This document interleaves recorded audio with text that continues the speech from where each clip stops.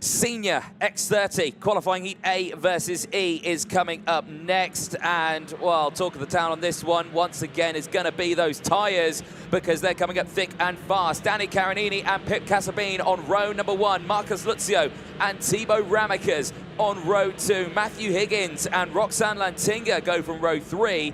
They will have Chiara Batig and Fernando Luque on row number 4. Row 5 sees some brand new sets, Mark Granada and Alphonse Mietined, but Mark Granada going for that brand new set. Row 6 sees Milan Marzak and Austin Gale also going for a brand new set of tyres on that 6th row of the grid. Row number 7 sees Yannis Boulier and William Thompson. William Thompson going for only on the left-hand side for the Australian on row number 7. Row 8, Nicholas Hirsch and Diogo Castro doing the same as the Australian, only on the left-hand side. Row 9, Marcus Shilkunas and Jacob Mikolev. On the 10th row of the grid, we find Macaulay Bishop and Miguel Silva. Full set for Miguel Silva in this one. Lars Vennick and Keo Lee on row 11.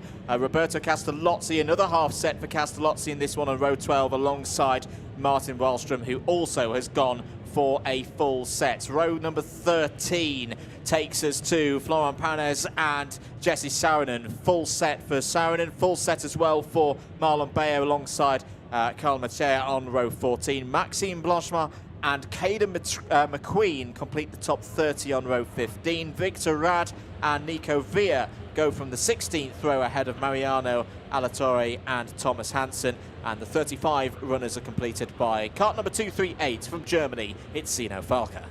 Indeed, a brand new set of tyres there as well for the 17th row of the grid.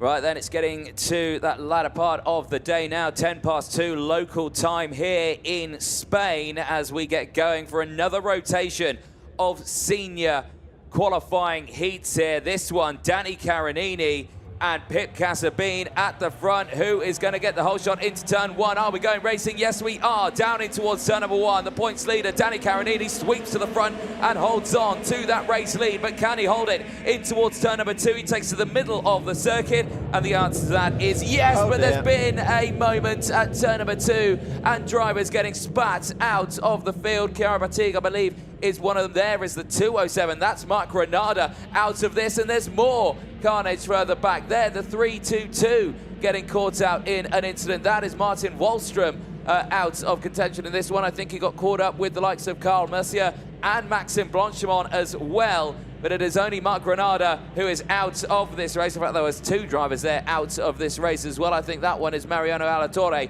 also out of the race. So that's a big shame. And not the cleanest start we've seen for quite some time here.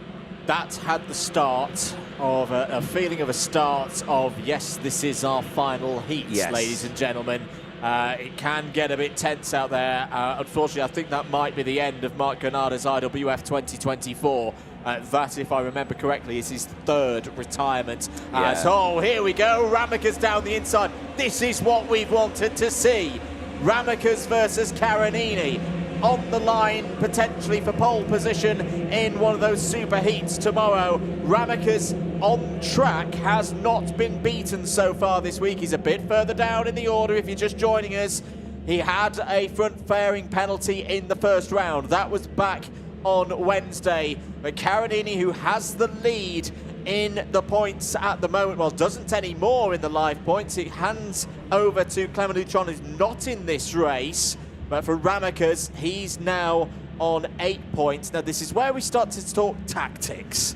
Would you rather start your pole position, as you know, for Ramekers? So Ramekers is tied on points at the moment with Carinini, but again, we go to tiebreakers. Carinini's always going to take it ahead of Ramekers. So what does Ramekers do here? Because right now, he'd be starting on the outside of row 1 for the first of those super heats. Does he try and keep this a bit closer to maybe encourage others to get involved and push Carinini back into the pack? That's what he would need to do to push Carinini's score above his own and take, at the moment, Carinini's pole position in Super Heat B away from him. Yeah, exactly that. Matthew Higgins now with the fastest lap of the race. Oh, he's kind of snuck up there to 3rd place, hasn't he? He's right behind these two now, so he's going to become a new element in this lead fight. Ramekers, Carinini and Matthew Higgins. Luzio still there in P4 from Yannis Boulier in P5, who's up 8 places in this one. Milan Marzak, 5 places gained.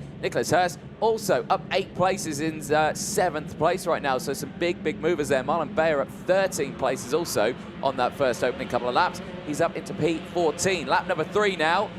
Ramakas, now, like you were saying, yeah, he's got 8 points to his name. He's matching now Carinini because he's out-qualified. Yes, that's put him in front. Utron is going to be out a little bit later on, so he's got another race. Utron will need to win that race if the result stays like this. If the likes of Danny Carinini can take the lead of this race, which he has just successfully done now, he would be the pole sitter of Superheat A. So this is a real shake-up here, and now Ramakas has got the company of Matthew Higgins, so this will really help Carinini out. It will indeed. So Higgins goes up to P2, has been in the top 3 consistently across the course of the week so far. Change for 10th place, by the way. Jacob Mikulev's through past Roxanne Lantinga for the final spot in the top 10. Unfortunately for Roxanne Lantinga, it's not been her day. It's been a very good start through Tuesday and Wednesday, and a little bit of running that they had on Thursday, but Friday has not been kind to her at all here in Zuera. We're in the middle phase of this race then, on lap 4 of 9. Danny Carinini back to the front of the order. When and can Danny Carinini do that classic Carinini thing of just kicking, or seemingly kick into another gear in the middle of this race? He's going to need to do so, I think, because Matthew Higgins has closed in once again. Down into turn 2, no opportunity for the Welshman that time around. Next is turn 4. Now Higgins will go for the move. Can he get the block pass done? Yes, he can. Matthew Higgins to the front of the order then for Excel Motorsport. Ramakas is cutting to the inside. He's going to try and go side by side with Carinini through turn 5 and into turn 6. And the Belgian's done it. You don't often see an overtake be completed that far around turn 5, but Carinini immediately responds back down the inside into turn 7. Retakes second place. Marcus Lutzio's closing in as well. This is giving Matthew Higgins the opportunity to break away here. This is a fascinating scrap in potentially, probably, the last heat of the day, last heat of the phase for all of these drivers. Oh, out is Roxanne Lantinga.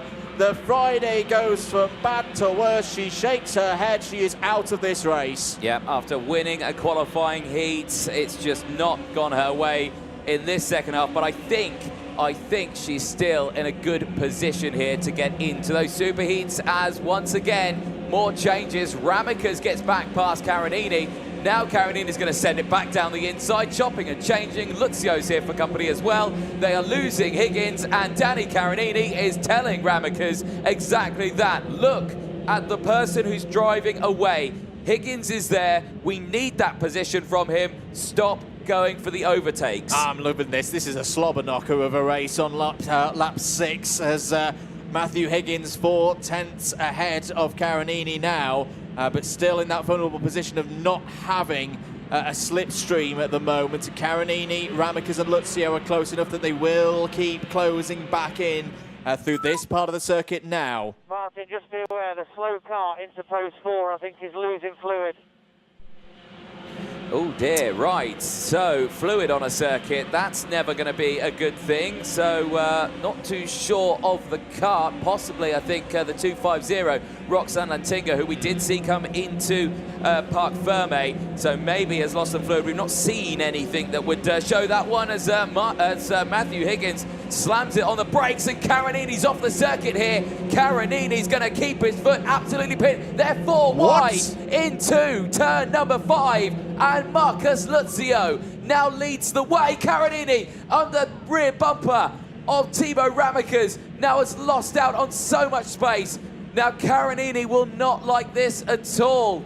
You've got so many different dynamics here. You've got seniors who have been in the game for a good few years now. You've got the experience of Carinini, who's been in the class for many years. And you've got the youth who has stepped up in the form of Ramakas from the juniors last year, all fighting at the sharp end of this qualifying heat. Here's how it all unfolded. Higgins just slammed it on the brakes on the inside there, and that put Carinini right on the outside line there.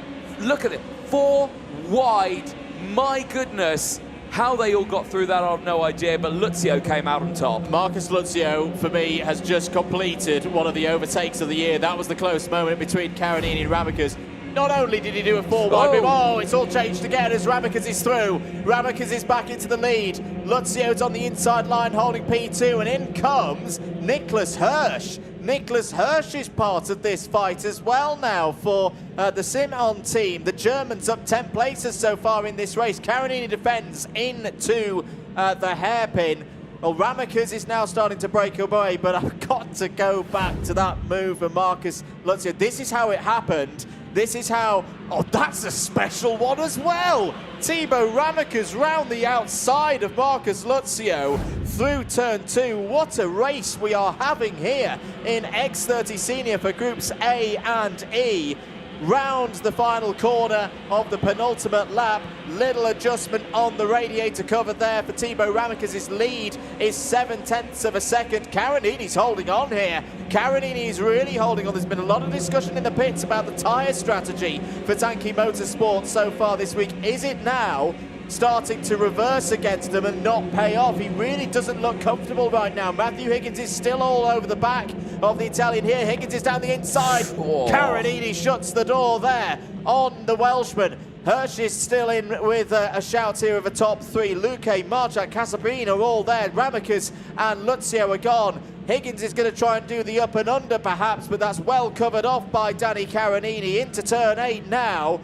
At the moment, Carinini would be dropping to 3rd place in the intermediate classification. Higgins tries to get down the inside again. Carinini shuts the door. Utron and Ramicus are going to have the 1 and 2. This is not going to be done at all. Is there a problem? In fact, Danny Carinini missing his visor. His visor's all the way up. Checkered flag is out. Ramicus takes the win. Luzio P2. Oh. Who's going to take P3? And it'll be the Italian. Carinini holds on by 13 thousandths of a second from Higgins. Whoa, that was a big one for all of those top 4, but it's another win on the road for Thibaut Ramicus. That is now 5 from 5 races where he's seen the checkered flag first. It certainly is, and now the ball is very much in Clément Utron's court here, because he is out, not in the next race,